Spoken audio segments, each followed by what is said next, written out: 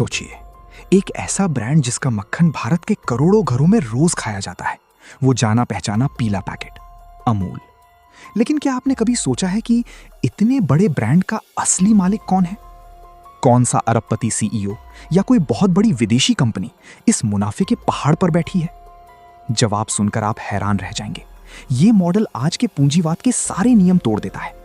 2024-25 में अमूल ने 65,911 करोड़ रुपए कमाए, 65,000 करोड़ से भी ज्यादा। लेकिन इतना सारा पैसा जा कहां रहा है?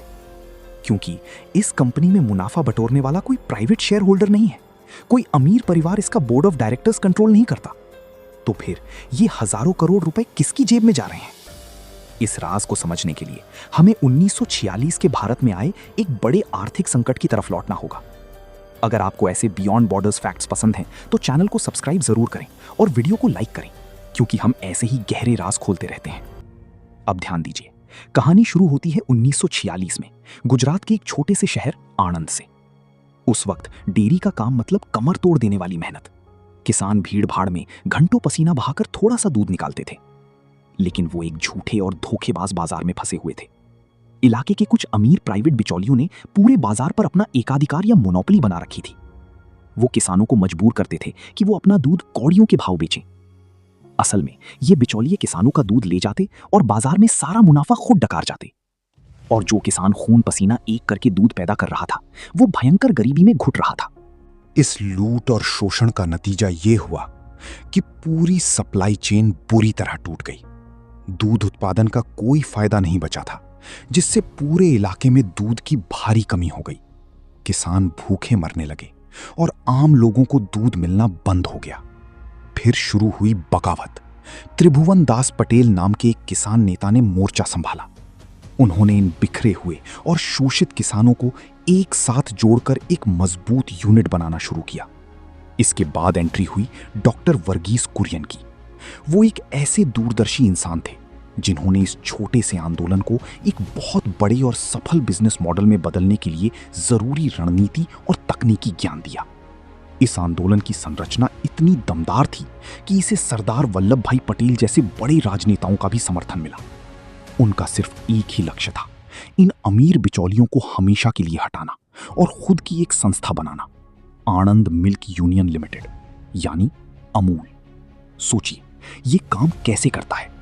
बिचौलियों को बीच का मुनाफा खाने देने के बजाय किसानों ने अपने संसाधन मिलाए और खुद की एक लोकल सप्लाई चेन बना ली। मतलब उन्होंने बिचौलियों को जड़ से उखाड़ फेंका और पूरा पैसा बचाने के लिए सीधा बाजार में दूध बेचने लगे। इसे कामयाब बनाने के लिए जबरदस्त मेहनत लगी। अब दूध को सुरक्षित रखने और ट्रांसपोर्ट करने की पूरी जिम्मेदारी खुद किसानों की थी।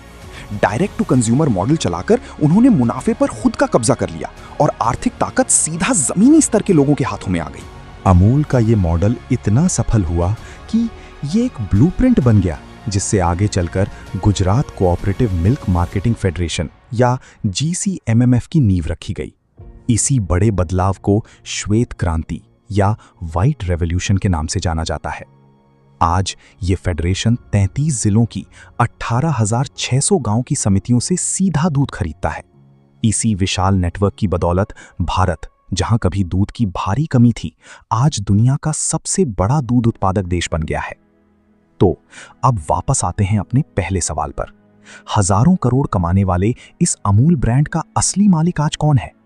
जवाब है वो 36,40,000 आम किसान जो रोज दूध निकालते हैं। जी हां, इसके नियम बिल्कुल सीधे हैं। जैसे ही कोई किसान लोकल समिति में दूध देता है, वो अपने आप इस मल्टी बिलियन डॉलर साम्राज्य का एक डायरेक्ट शेयर होल्डर बन जाता है। अमूल आम कॉर्पोरेट कंपनियों के बिल्कुल उलट काम करता है। ये एक ऐसा आर्थिक इंजन है जिसे बनाया ही इसलिए गया था ताकि पैसा सीधा उस इंसान तक पहुंचे जो असल में मेहनत कर रहा है और वैल्यू बना रहा है। तो आपको क्या लगता है, क्या 1946 में बना ये कोऑपरेटिव मॉडल आज की बड़ी टेक या रिटेल कंपनियों पर भी लागू किया जा सकता है जो बाजार पर कब्जा जमाए बैठी हैं? अपने विचार मुझे कमेंट्स में जरूर बताएं।